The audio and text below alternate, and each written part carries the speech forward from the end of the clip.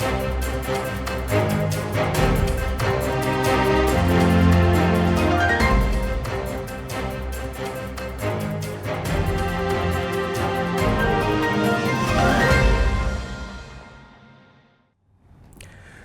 siang pemirsa, Presisi Siang kembali hadir untuk Anda. Selama 1 jam ke depan kami telah menyiapkan sejumlah informasi terkini. Bersama saya Bribda Ternoldiwadu, kita lihat dulu 3 berita utama siang ini. Polda Jawa Barat mengamankan seorang peserta program pendidikan dokter spesialis PPDS Fakultas Kedokteran.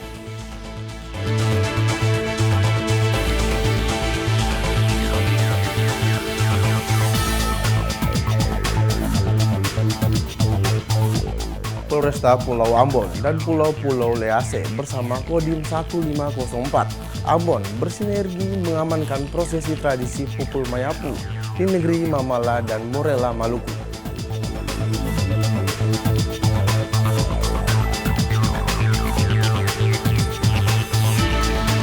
Polres Madiun mendukung program ketahanan pangan guna mewujudkan swasembada pangan Indonesia dalam kegiatan panen raya sayuran yang dilaksanakan di Desa Mojopurno, Kecamatan Wungu, Kabupaten Madiun.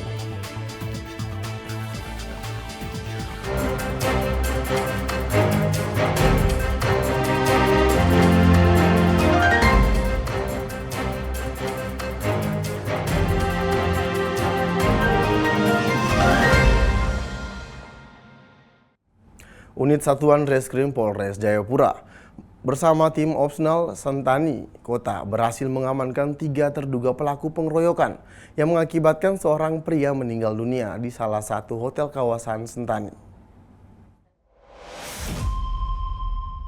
Penangkapan para pelaku dilakukan di beberapa lokasi yang berbeda. Beberapa di antaranya diamankan saat masih dalam keadaan tidur di rumah mereka. Sebelumnya, kronologi perkara terjadi akibat pelaku tidak terima ditegur oleh korban, sehingga korban mengalami pengeroyokan.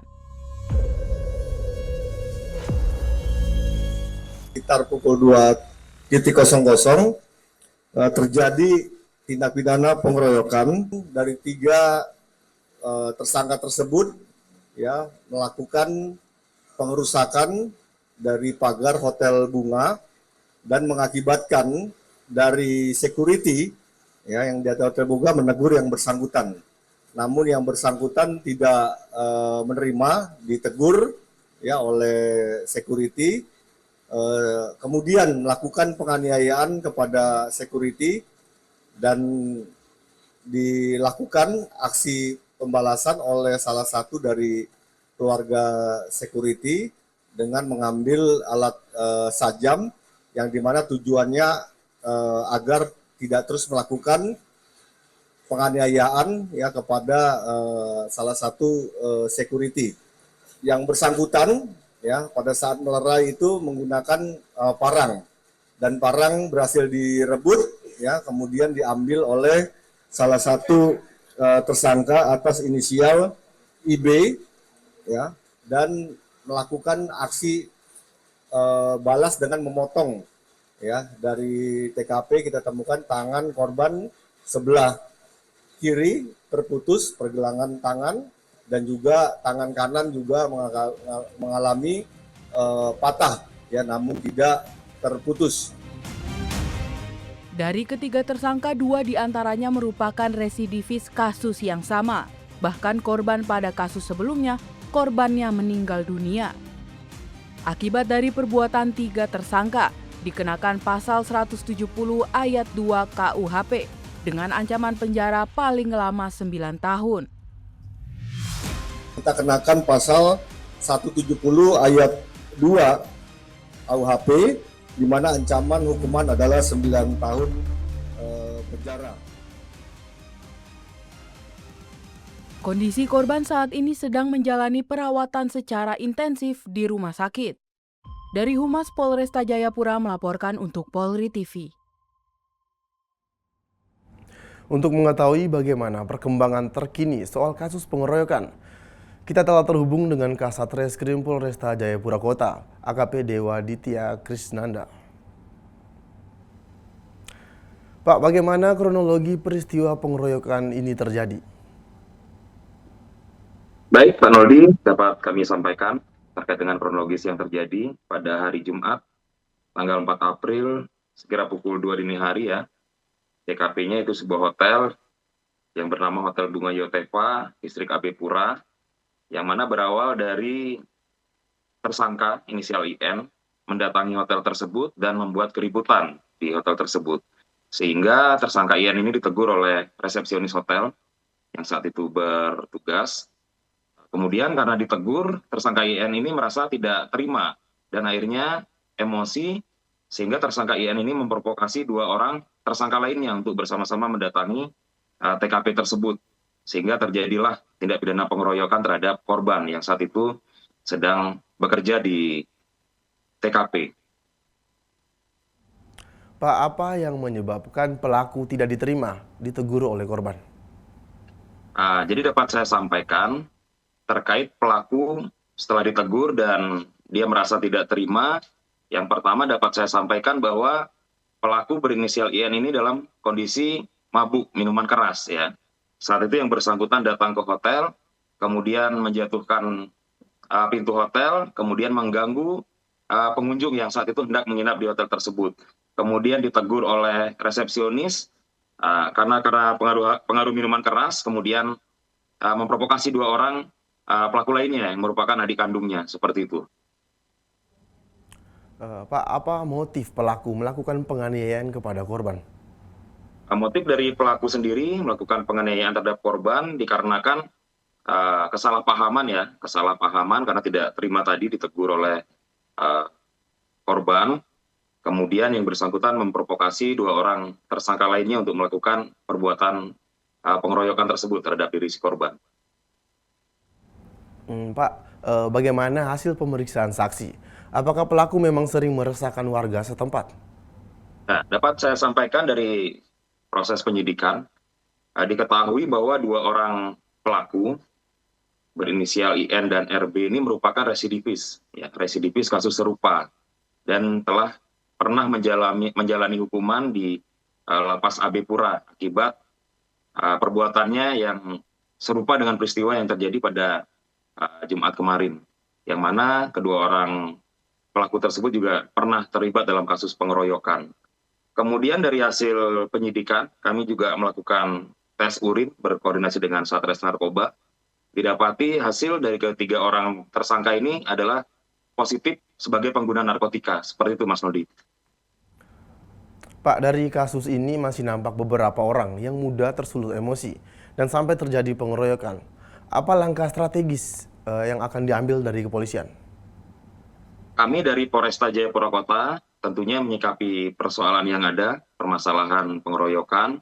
Kami sudah melakukan penegakan hukum, kami sudah menetapkan tersangka terhadap 3 orang pelaku tadi, tengah melakukan proses penyidikan ya dengan pasal 170 ayat 2 KUHP. Kemudian dalam kesempatan ini juga kami menghimbau bagi keluarga korban agar kiranya dapat menyerahkan sepenuhnya penanganan perkara dimaksud ke pihak kepolisian. Ya. Tidak ada aksi saling balas dendam dan memprovokasi satu dengan yang lainnya. Kemudian untuk upaya strategis menghindari terjadinya peristiwa serupa, kami dari kepolisian Polresta Jayapura Kota tentunya akan mengedepankan upaya pembinaan masyarakat melalui himbauan-himbauan Kamtibmas, kemudian meningkatkan patroli secara rutin, melakukan razia miras, ya karena ini salah satu pemicu juga terjadinya beberapa peristiwa pidana di Kota Jayapura, sehingga dapat terciptanya situasi Kamtibmas yang kondusif oleh hukum Polresta Jayapura Kota. Demikian Mas Rudi. Baik, terima kasih Kasat Reskrim Polresta Jayapura Kota, AKP Dewa Ditya Krisnanda, atas waktu dan ketersediaannya untuk bergabung di Polres TV. Selamat siang dan salam presisi. Salam presisi.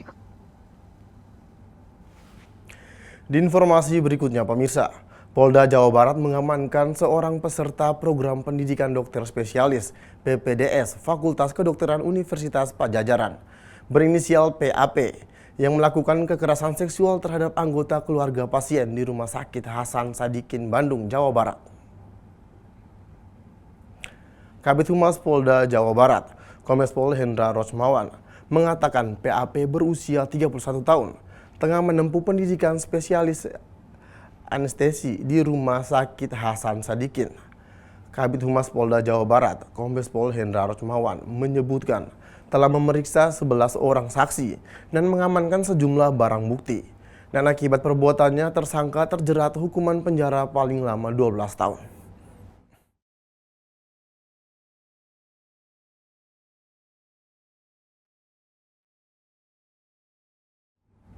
Dan pemirsa, untuk mengetahui bagaimana kronologi kejadian tersebut, saat ini kami telah terhubung dengan Kabid Humas Polda Jawa Barat, Kombes Pol Hendra Rosmawan.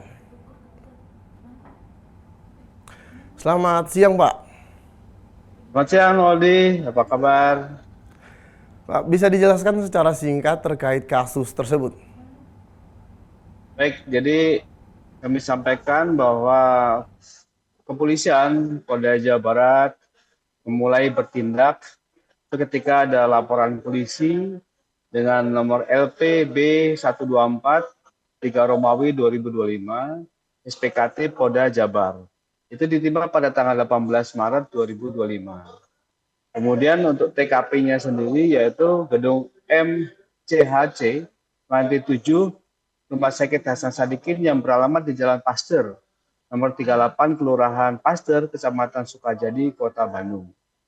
Nah, di sini yang bersangkutan dengan modus operandinya bahwa dokter PAP ini adalah dokter pelajar dari salah satu universitas di Kabupaten Sumedang yang sedang mengambil spesialis anestesi di Rumah Sakit Hasan Sadikin.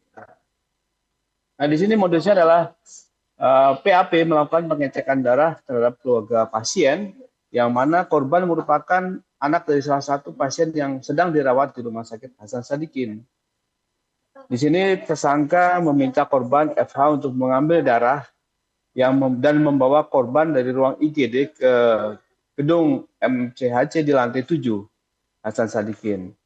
Nah, disinilah dia tersangka melakukan tindak pidana kekerasan seksual, di mana korban FH merasakan sakit di bagian tertentu. Nah, modus operandinya ini kejadiannya pada pukul 01.00. Ini merupakan jadwal yang tidak diatur dalam SOP. Ya, kemudian korban ini diajak sendiri tanpa didampingi oleh keluarga maupun perawat yang merawat dari keluarga korban. Ya. Kemudian diajak ke lantai 7 pada jam 1 dini hari tersebut. Kemudian tepatnya di ruang nomor lantai 711, tersangka meminta korban untuk mengganti pakaian dengan baju operasi warna hijau dan meminta korban untuk melepas baju dan celananya.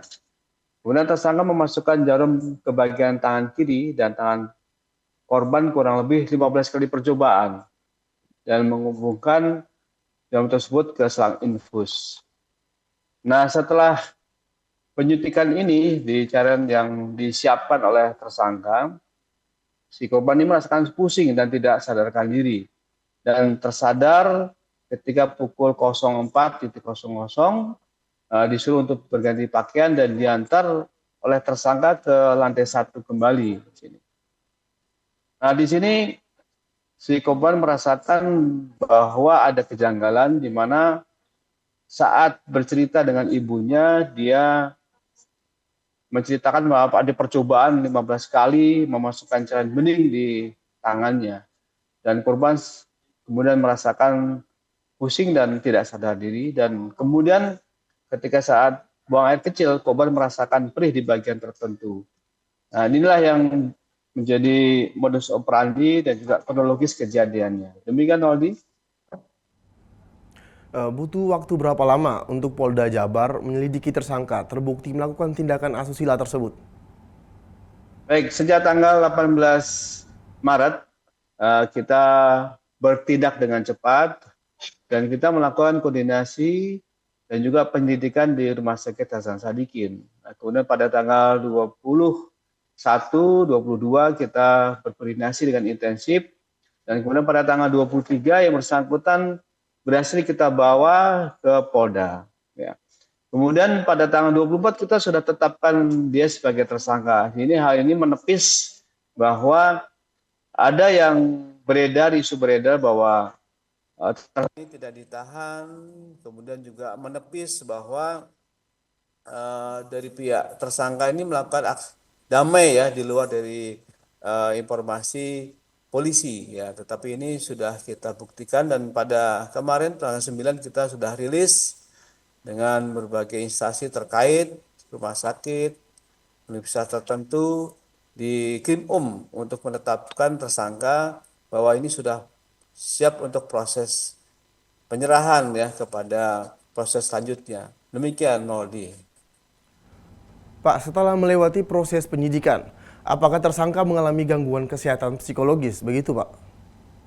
Ya memang sejak awal yang bersangkutan mengalami guncangan psikologi ya, ketika dari pihak korban itu melaporkan dan kita melakukan koordinasi terhadap rumah sakit dan kita sudah memanggil bahwa kepolisian untuk mencari yang bersangkutan tersangka ini di rumah sakit. Kemudian tapi kita melakukan pendampingan dan kita melakukan pendekatan secara profesional ya.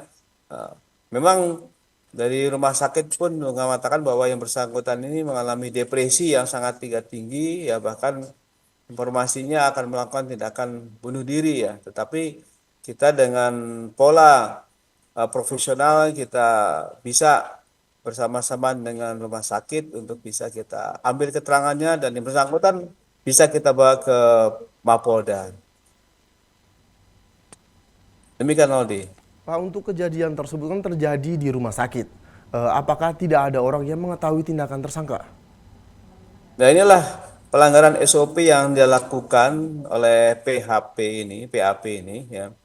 Sesungguhnya dari prosedur itu ya itu harus ada pendampingan yang dilakukan oleh keluarga korban atau perawat yang saat itu mendampingi. Tetapi ini modus operandi yang dilakukan oleh tersangka ini dia sengaja untuk tidak ada pendampingan baik itu dari keluarga korban maupun perawat. Dan dilakukannya pada dini hari di mana merupakan jam-jam yang tidak direkomendasikan untuk pengambilan sampel darah itu karena tujuannya adalah niat yang buruk tadi itu ya, dan buruk tadi, dan ini dilakukan dia di rumah sakit di mana dia tempat bekerja atau melaksanakan praktek magang untuk S2-nya. Mungkin demikian Mas Naldi.